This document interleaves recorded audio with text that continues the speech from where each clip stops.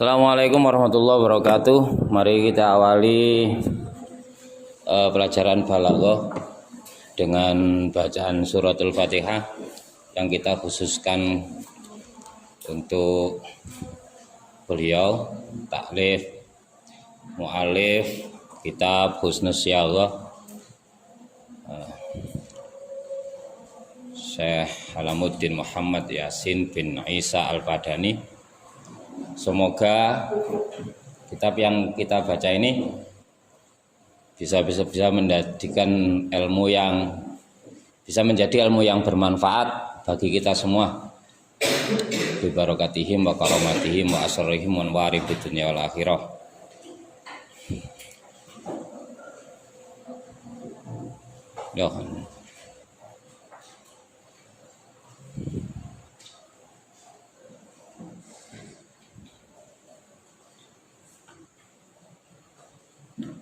Sulaiman Kuremos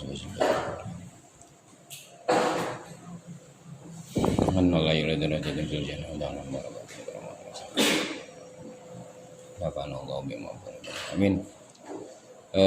Wa ila abaina wa ummahatina wa ajdatina wa jaddatina wa masyayikhina wa alimina al-hukul wajibatuna sallallahu khair. Saulillahi lamul Fatihah. A'udzu billahi minasyaitonir rajim. Bismillahirrahmanirrahim. Ar-Rahmanir-Rahim maliki yaumiddin iyyaka na'budu wa iyyaka nasta'in.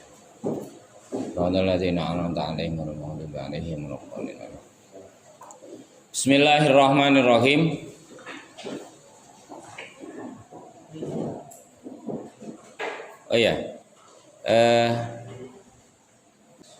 Bismillahirrahmanirrahim. Alhamdu utas kabeh puji. Alhamdulillah utas kabeh puji kulillahi kagungane Allah. Alladzi qasarat kang batesi sapa Allah. Alladzi qasarat kang batesi apa ibaratul bulaghai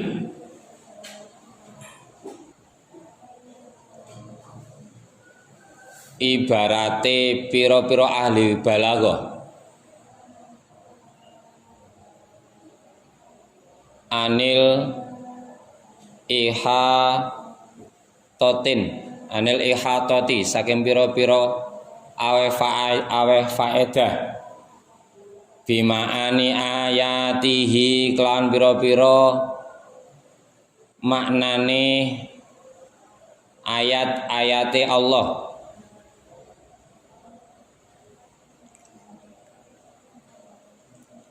Wa ajazat lan apes apa alsunul fusahai pira-pira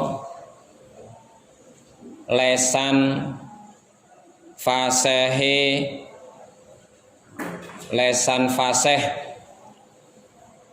atau lesan kang fasihan bayani bada'i masnuatihi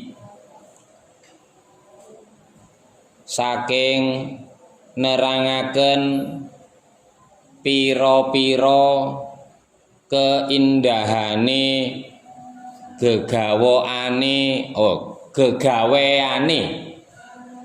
gegaweane Allah.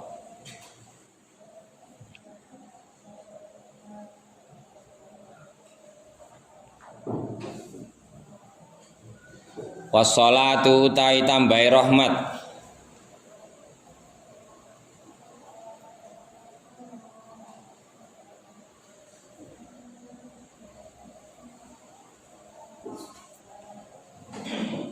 wassalamu lan tambahi salam iku alaman muga tetep ing atase wong malaka kang miliki sapa man tarafayil balaghati ing pucuk lorone ilmu balaghah rupane itnab wa ijazan lan ijaz wa ala alihi lan ing atase keluargane Kanjeng Nabi, wa ashabihi lan sahabate Kanjeng Nabi, al-fatihina kang buka kabeh, bihadyihim kelawan nuduhaken, alihi wa ashabi ila hakikatin maring kalam hakikat, majazan ing majaz,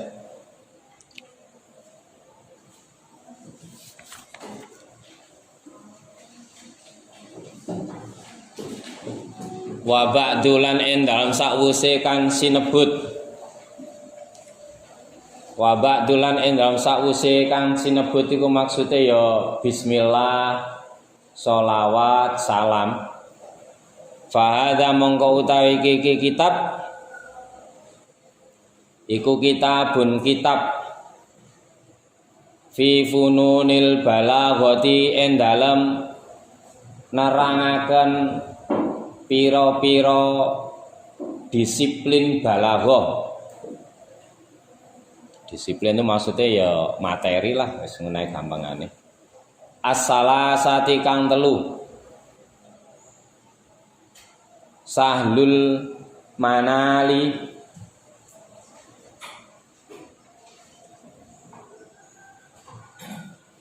kang gampangaken merkoleh,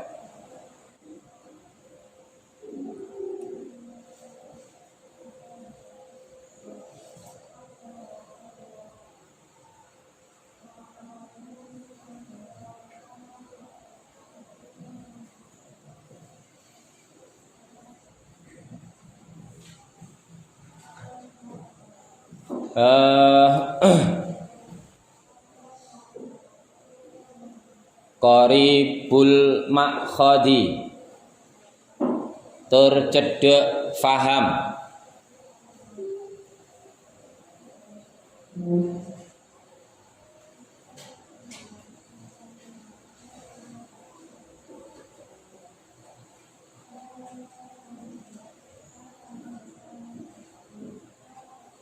bira'yin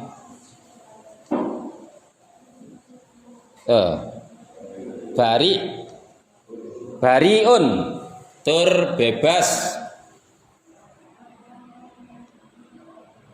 min wasmatit tatwili saking cacat ndawakaken keterangan,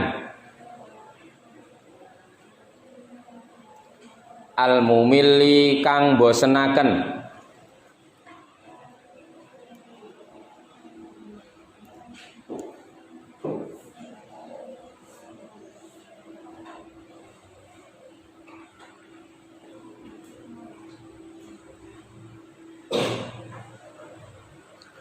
wa ghaibul ikhtisari lan ringkasan, wa aibun lan cacat,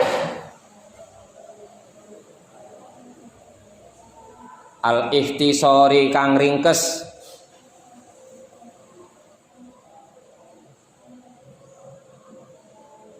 al mukhilli kang ngerusakaken,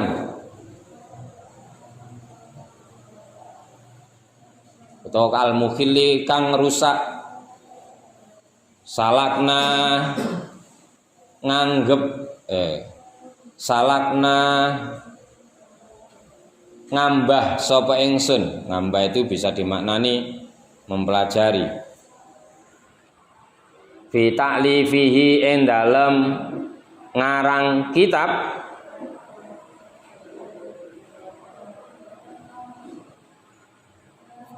ashalat taratibi ing luweh gampange susunan, wa audhal asali bilan luweh jelase pira-pira contoh,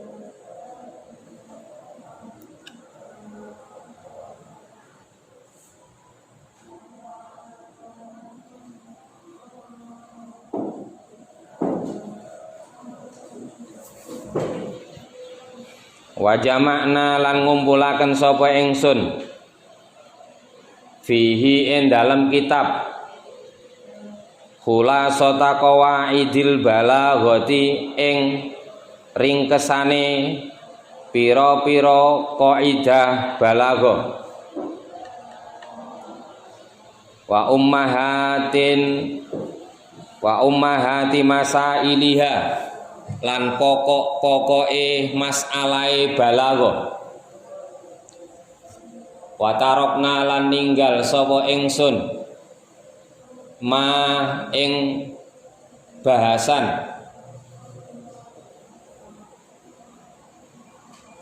la tamasu kang ora berhubungan ilaihi maring ma apa hajatut talamidhi kebutuhane murid minal fawaidi saking pira-pira faedah az-zawaidi kang tambah atau kang tambahan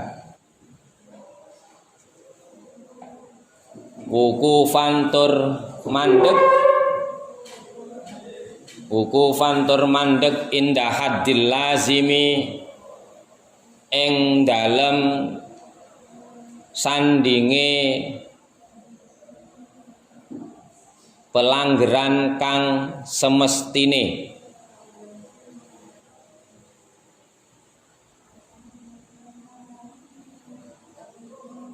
wahirson lan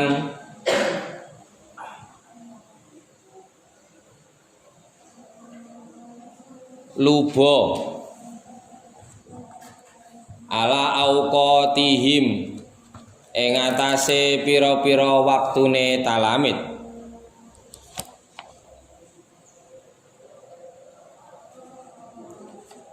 ayyudayyi ayanto menyia-nyiakan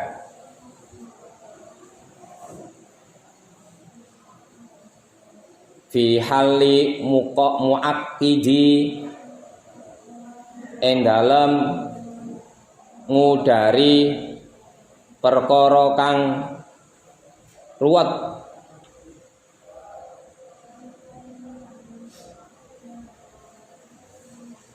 au talhisi mutawwali utawa ngringkes perkara kang den dawakaken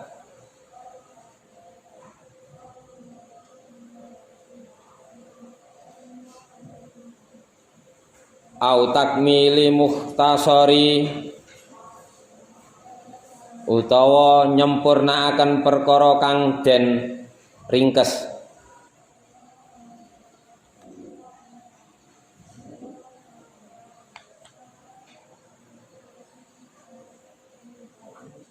fatamma mongko sempurna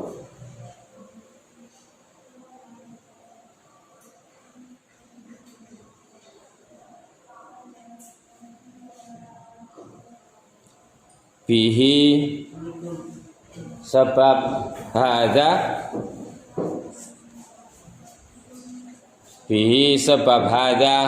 ma'a kutubid durusi sartane pira-pira kitab pelajaran an-nahwiyati kang bangsa nahwu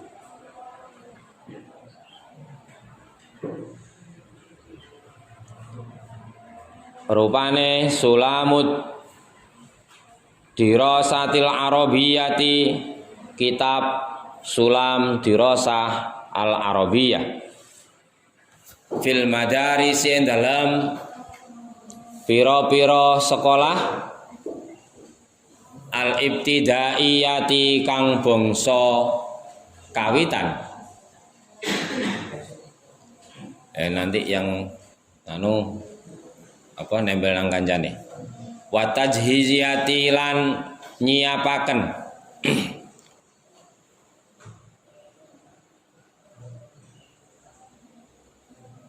wal fadlu utawi keutamaane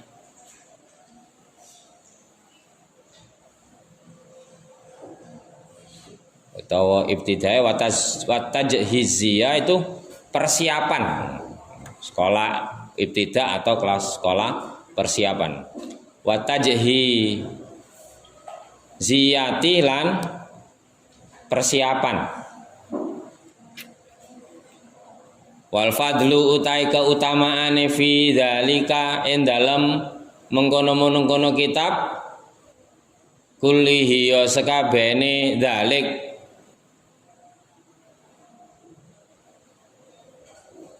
iku lil amraini iku li amiraini kaduwe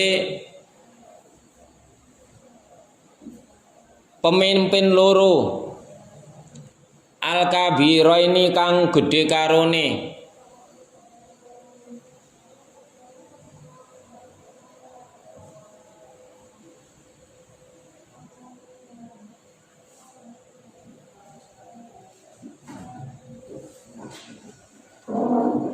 apane nubelan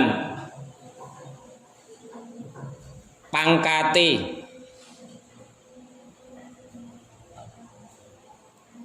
wal insanaini lan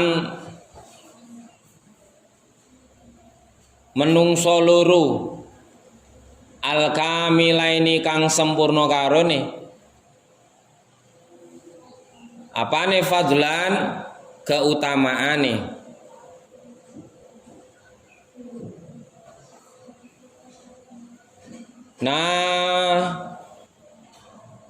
naziril ma'arifi kang ningali pira-pira pengetahuan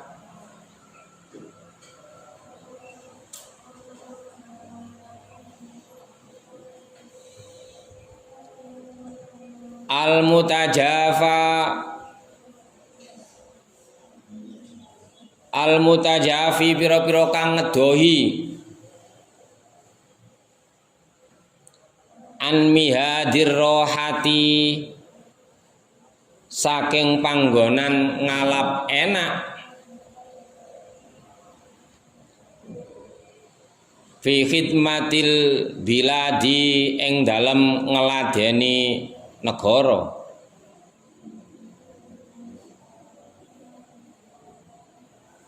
al-waqifi kang nyocoki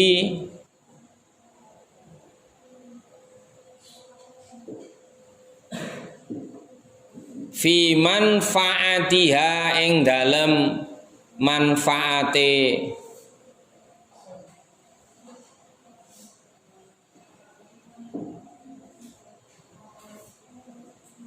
khidmatil balad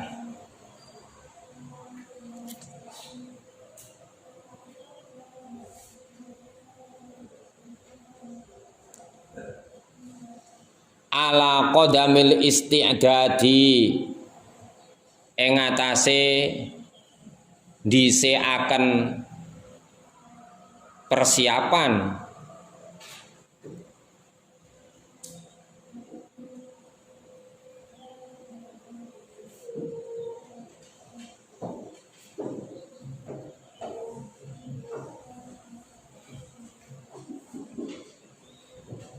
sahibil utufati kang andene sifat welah asih sahibil utufati kang duweni sifat welas asih rupane Muhammad Zaki Basha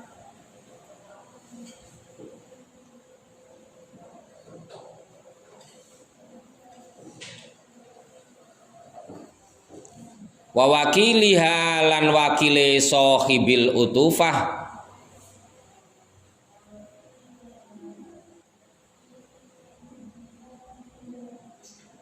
dil ayadi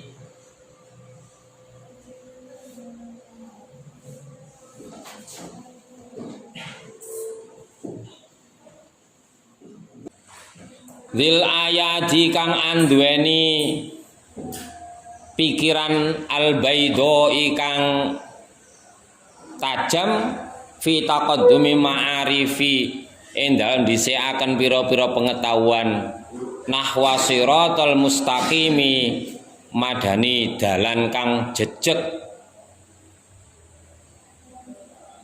wa idarati syuuniha lan kang ngurusi pira-pira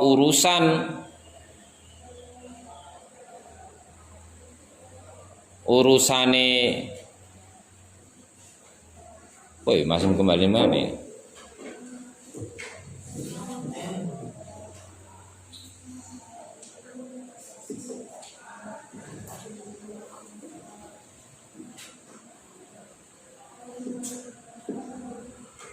sahibil utufah ala mihwarid qawimi ing atase bagiane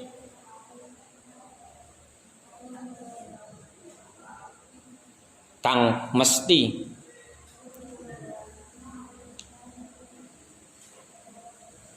sahibis sa'adati kang anduweni kautamaan rupane Yakub Artin Basah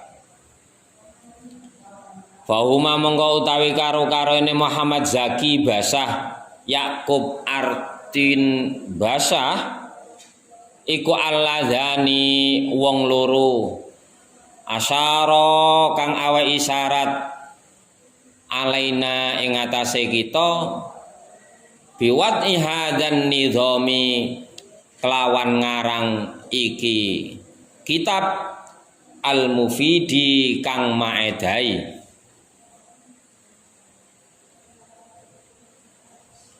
wasuluki sabili lan ngambah dalan atau metode rupane hadal wad'i ikilah karangan al-jadidati kang anyar al-jadidati kang anyar.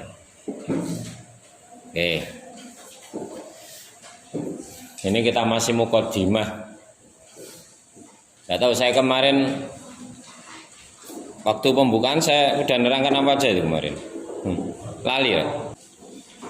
Jadi saya akan tunjukkan betapa pentingnya kita mempelajari ilmu balaghah.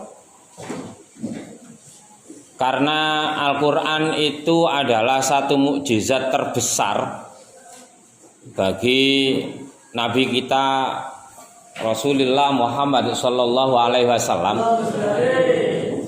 Maka tidak cukup bagi orang yang ingin mengetahui sirrinya Al-Quran itu hanya berbekal dengan ilmu nahwu dan sorof.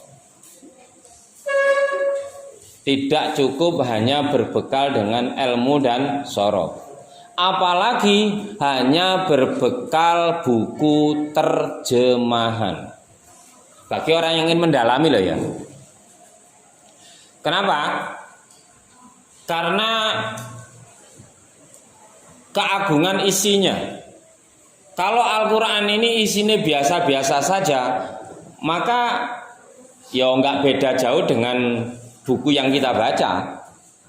Atau kita baca novel, mungkin bisa jadi kita lebih seneng baca novel kan. Saya tanya wis, jujur awakmu maca Quran ambek maca novel, kira-kira kuat maca ndi? Hah? Piye? Kuat kabeh, wis potongan ngene. Sarek merenggil-merenggil wis. Aja-aja muring-muringan lho ya. Kalau kamu ngomong gak kuat dua-duanya, saya kira tidak tahu apakah itu karena kehebatanmu atau atau karena kamu betul-betul nggak ingin menjadi orang yang berkembang kan gitu. Normalnya kan normalnya ya. Sing seneng ngaji Quran, ya kan? Sing gak tapek seneng Quran, gak tapek seneng ngaji yo. Minimal kan majalah bubu, apa kan? Oh, seusiamu nggak ada majalah bubu ya. Eleng menangi majalah bubu. Atau paling enggak les kamu baca novel cilik-cilik lah, contohnya kayak Naruto gitu ya. Iya kan? Oke, Pak, saya juga nggak seneng ya. Sanjan berarti potonganmu nggak potongan ahli baca, kan begitu? Kalau kita baca Al-Quran, kenapa sih kemudian kita agak sedikit males lah? pemenang awakmu gak potongan takfid gitu. Wis yakin lah maca Quran sak lempir ngono wis bokong kaya ngelunggui dom. Usre kayak kan. Ya kenapa ya? Karena setan tidak akan pernah rela kamu baca Quran lama-lama. Kenapa? Karena bacanya aja berpahala, kan begitu. Semakin pahalamu banyak, maka kan setan semakin tidak punya teman. Makanya setan terus goda kamu supaya tidak betah maca Quran. Paham? Ah, wes. Ketika kita ingin mempelajari atau memahami isinya Quran, maka nggak cukup hanya dengan nahwu dan shorof. Ada komponen lain yang harus kita pahami. Ilmu-ilmu lain, disiplin ilmu yang lain yang harus kita pahami. Kalau dalam satu kitab itu saya temukan, kalau kalian ingin menjadi mufassir yang handal, maka minimal, jangan minimal lah, maksimal. Kok maksimal? Minimal itu nahwu, shorof, balaghah, mantek. Dan itu kamu akan temukan semua. Kamu nahwu shorof sudah, meskipun ya la yamutu wa la yahya lah. Iya kan? Pemeneng sing kene sing wis mulang ngene kadang nahwu shorofe kadang ya samburadul. Saya gak ngomong guru yang lain lah, saya aja. Lah, saya kasih satu contoh. Orang nggak tahu apakah kemarin contoh ini sudah saya pakai apa enggak. Ada orang eko ojo oleh ditutup mripate karo bukune iku. Kaya ngono akhirnya turun nih biasanya. Dia berdiri di balik bukunya. Kayaknya kok moco. Saya kasih contoh begini. Kalau kita ngomong ini Quran loh, kamu berani menentang Quran? Jawabannya pasti berani nggak kamu menentang Quran? Iya. Wes nanti kayak ngono. Kalau ada orang ngomong saya sampaikan Al-Quran, kamu berani menentang Al-Quran? Nah, saya buat contoh yang paling gampang. Dalam Al-Quran itu ada as-sariqu was-sariqatu faqta'u aydiyahuma jazaa'an bima kasabana kalam minallah. Orang laki-laki mencuri, makna aslinya begitu. Dan wanita yang mencuri, bukan pencuri laki-laki, pencuri wanita. Beda kan saja nih maknanya itu. Meskipun maksudnya kamu paham kan? Pencuri laki-laki itu maksudnya apa? Oh, wong nyolong lanang. Sopo kate wong nyolong lanang? Sida tabokan gak sida nyolong kan? Berarti yang dimaksud adalah laki-laki yang mencuri. Lelaki yang mencuri, wanita yang mencuri, potonglah tangannya.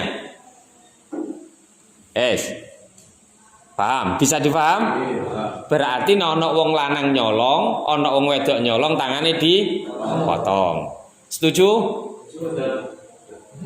Loh, normal saja dulu. Santai, Bos. Santai. Enggak usah dibahas. Dengar. Setuju kan? Meskipun tidak kamu lakukan kan? Kamu lakukan? Enggak. Kalau kemudian kamu tak tanya, berarti kamu tidak melaksanakan perintah Al-Quran. Al-Quran itu siapa yang punya siapa? Allah kan? Allah itu siapa? Tuhan. Ketika kamu tidak melaksanakan perintah Tuhan, dosa kan? Sepakat kan dosa? Jawabannya. Nah, jadi ketika kamu tidak memotong tangan, dosa kan? Orang dosa adanya di mana? Jawaban gampang, masa kamu karo. Supaya ada interaksi, supaya kamu cepat paham. Adanya di mana? Berarti kamu mulai hari ini sudah daftar jadi penghuni neraka.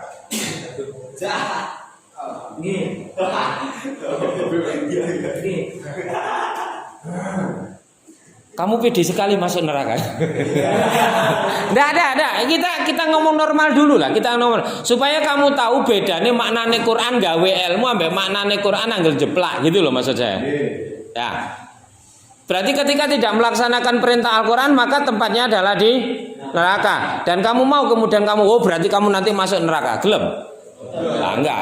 Kan kontradiktif. Di satu sisi tidak menjalankan Al-Quran, tapi ketika tak bilang kamu nanti masuk neraka, kamu enggak mau. Berarti kan sakarepmu dhewe.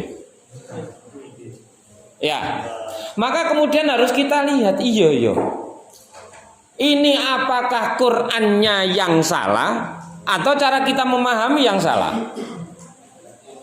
Gak mungkin. Fakta niku yang tidak melakukan hukum potong tangan niku kiai-kiai ini ya gak potong tangan. Kan begitu? Otak kita kan akan bekerja seperti itu kan. Faktanya adalah para kiai di pondok ketika dikabari ada orang nyolong, kok tangannya gak dipotong? Berarti ya itu ya daftar mlebu neraka. Kalau kita pakai logika yang sederhana itu loh. Iya kan? Ono sing nggak paham maksud bicara saya. Paham kan? Kan jelas ditanya, "Yai, jenengan nggak potong tangan, berarti jenengan daftar neraka." Loh kok bisa? Iya, asariku wasariqatu faqta'u aidia. Orang pencuri baik laki-laki maupun perempuan ketika ketahuan maka tangannya harus dipotong. Iku kira-kira awakmu akan dibanggakan yaimu apa digoblok-goblokno yaimu kira-kira. Loh, padahal kita ngemaknani Quran bener loh. Iya kan? Jelas dohir lafate iku maknane ngono.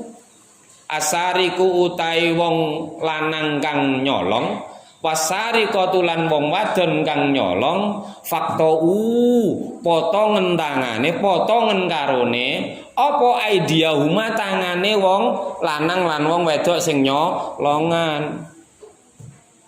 Kasaban krana dadi piwales kasaban nakalam minallah wis dan seterusnya wis kesuwen wis. Nah, sekarang maka kemudian mosok Pak yaiku daftar neraka, mosok yaiku gak tau maca ayat iki ta? Kan begitu pertanyaan kita. Maka harus kita cari kebenaran maknanya seperti apa. Buktine para yai gak potong tangan. Mosok yaiku salah, kan begitu. Maka kemudian yang salah pada level ayat, apakah pada level cara memahami? Ngerti? Nah, sekarang kita lihat begini. Orang mencuri satu pelaku, kemudian ada sanksi, kemudian ada fakta tingkatan pencuri. Ya. Ada orang yang mencuri itu karena lapar. Ada orang yang mencuri itu karena dirinya lapar dan keluarganya lapar. Ada yang mencuri dirinya lapar, keluarganya lapar, dan nanti 10 anak turunannya juga bisa jadi lapar. Siji simbol butuh, loro setengah butuh, telu serakah. Ya kan? Pertanyaannya, andai kata semua dipotong tangan, adil nggak kita? Adil nggak? Maka kemudian kita akan bertanyakan, ya Allah, di mana keadilanmu kalau yang 10.000 akan disamakan dengan 1 miliar? Iya kan? Maka yang kita dahulukan adalah bukan urusan potong tangan. Kenapa? Karena potong tangan ini hukum maksimal. Kenapa dikatakan hukum maksimal? Iya, simbol pencuri adalah tangan. Simbol pencuri itu bukan kaki. Simbol pencuri itu tangan. Masih otake jalan nek tangane meneng ya panggare iso nyolong. Sebab anane perjanjian itu bisa disahkan karena ada tanda. Paham? Maka ketika ngomong potong tangan ini adalah hukum paling tertinggi. Kalau sudah paling tertinggi mesti ada bawahnya. Kalau ketika hukum itu dicontohkan bawahnya, pasti bisa jadi hukum itu bisa lebih berat. Maka dari sini yang didahulukan bukan potong tangannya. Kenapa? Karena ini hukum maksimal. Maka kemudian dilihat, nek langsung kok potong tangan, wong sing nyolong 10.000 iki siji merbokane mati ngap-ngapan kelaparan, ya kan?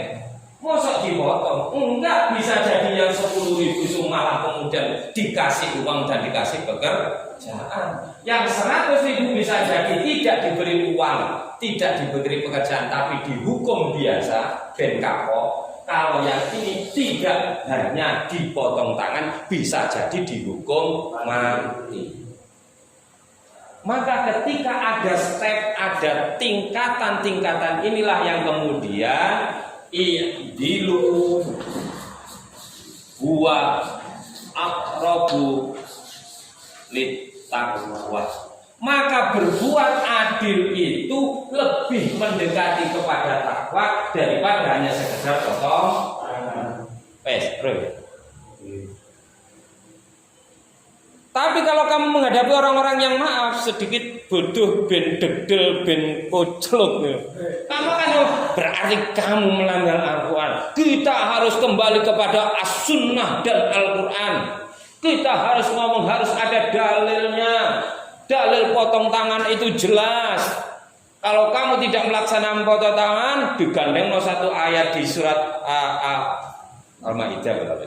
Wa man lam yahkum bima anzalallahu faulaika humul kafirun, faulaika humul zalimun, faulaika humul fasiqun. Maka kalau kamu tidak melaksanakan potong tangan, kamu kafir, kamu fasik, kamu zalim.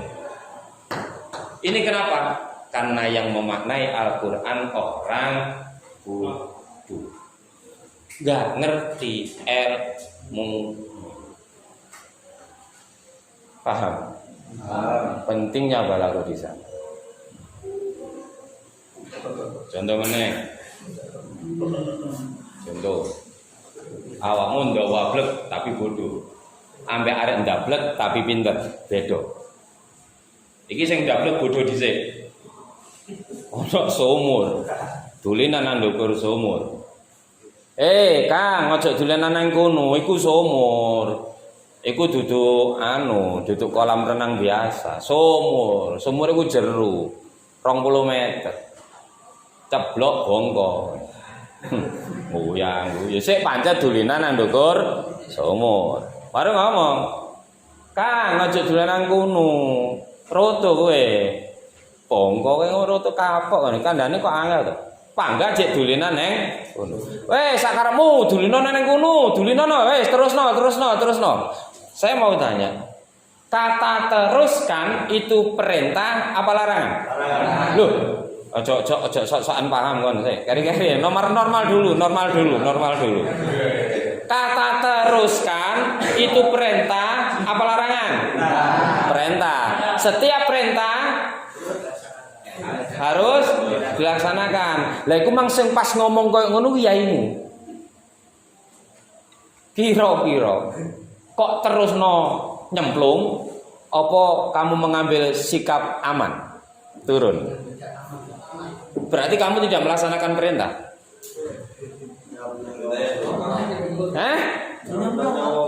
Kowe nyemplung. Siakmu langsung ampun dah. Tak kongon terus ngedadekno nyemplung tenanan ya Allah Gusti murid kula sing setunggal iki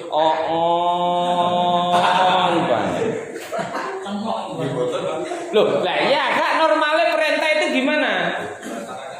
Dilaksanakan. Tapi kurang 20 meter. Jerune 20 meter. Kamu laksanakan? Yakin yai mus mandek dadi yai gak di. Ya Allah, wis tak kandhani iku ngono 20 meter. Maka kemudian ada bahaya dan kemudian ada perintah yang kita laksanakan yang mana? Ya gak ya amankan diri. La ta'ata li makhluqin li maksiatil khaliq. Enggak ada kata taat untuk maksiat. Maksiat itu bukan kok kemudian untuk cewek mendeleng ya ora iku tok. Termasuk melaksanakan sesuatu yang bersifat bahaya. Tapi amar, perintah. Maka bisa difahami dari ilmu balaghah tidak setiap perintah wajib dilakukan. Tapi nek gak ngerti ngene ya maaf. Kita bisa menjadi jahlun murakkab kalau dalam bahasa usul fikih. Allah ampun dah. Ndek murid model kaya ngono kiamat. Paham. Ini pentingnya balaghah. Ada contoh lagi. Wis tak kei contoh tok mari kendang ya. Khud zinatakum inda kulli masjid. Ambillah perhiasanmu setiap kamu pergi ke masjid. Paham perhiasan? Perhiasan itu primer, apa sekunder, apa tersier? Dah, siki. Jadi arek pondok, bukan iku sing loro iku. Ora, nguri wong. Nek turu balik nang kamar ae. Paham ya? Perhiasan itu primer, sekunder, apa tersier? Tersier. Tersier itu harus dilaksanakan setelah sekunder. Sekunder dilaksanakan setelah primer. Maka yang wajib dilakukan yang mana? Primer kan? Primer itu bangsane mangan nutup aurat, terus maru sandang, pangan, papan, omah, klambi, panganan. Itu yang primer. Okay. Perhiasan masuk ke tersier. Butuh gak butuh? Masuk kowe duwe suwugi gak tuku perhiasan yo gak ono wong ora-ora. Ya kan? Ono wong lara tuku perhiasan. Goblok-goblokno wong. Mangan raga blek kae. Tuku emas 2 kilo, ya kan? Utawa duit gak gablek kae kredit BMW. Kira-kira jadi pinter apa jadi goblok dadak? Awes miskin goblok dadak kan ngono. Maka kemudian ketika ngomong perhiasan, salahkah ketika seseorang berangkat ke masjid? Berangkat ke masjid hanya menggunakan perhiasan, Mbak? Kaya, sok paham gue. Tapi gue berarti menentang Quran. Kenapa? Karena Qur'annya berbicara ambillah perhiasanmu ketika ke masjid. Perhiasan loh, konteks perhiasan loh. Saya nggak ngomong baju. Salah kan? Maka kemudian harus dipertimbangkan perhiasan di sana maknanya gimana? Maknanya bukan perhiasan. Pakailah pakaian terbaikmu. Kenapa kok kemudian muncul makna pakaian, Pak? Iya, karena pakaian itu yang primer. Tidak mungkin orang kemudian budal yang masjid gue kalung sing gawede tapi muncul. Kenapa? Perintah menutup aurat lebih kuat daripada perintah bawa hiasan. Maka kemudian disandingkan, pakailah pakaian terbaikmu setiap pergi ke paham. Isok memahami sing kaya ngono salah satunya perangkatnya adalah balaghah. Karek awakmu saiki rumangsa butuh balaghah apa gak? Nek kowe gak butuh balaghah ya wis pokoke melek otok ra apa-apa. Itulah sedikit keterangan untuk hari ini supaya kamu termotivasi untuk mempelajari balaghah, karena kalian termasuk beruntung yang sekarang bisa ada pelajaran balaghah yang sebagian besar hari ini sudah banyak orang yang tidak paham dengan balaghah. Semoga kalian nanti betul-betul bisa mengikuti dengan baik. Sampai di sini dulu. Assalamualaikum warahmatullahi wabarakatuh.